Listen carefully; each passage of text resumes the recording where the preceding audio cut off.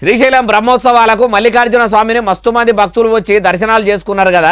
అయితే ఉండీల కానుకలు మంచిగానే చెల్లించుకున్నారట, పైసల మొక్కులు మంచిగానే అప్పచెప్పుకున్నారట.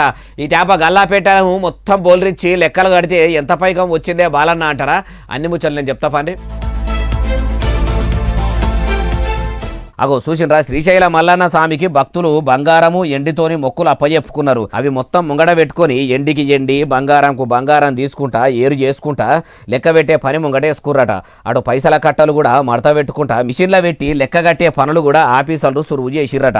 బ్రహ్మోత్సవాలకు భక్తులు మొక్కులు చెల్లించుకుంటా గల్లాపేటలో వేసిన పైకమంతా పట్టుకొని పని కట్టుకొని లెక్క పెడితే మొత్తం మీద ఈ తేప మల్లికార్జున స్వామి ఆమ్దాని అచ్చరాల 5,61,00,000 రూపాయల దాకా పెరిగిందట.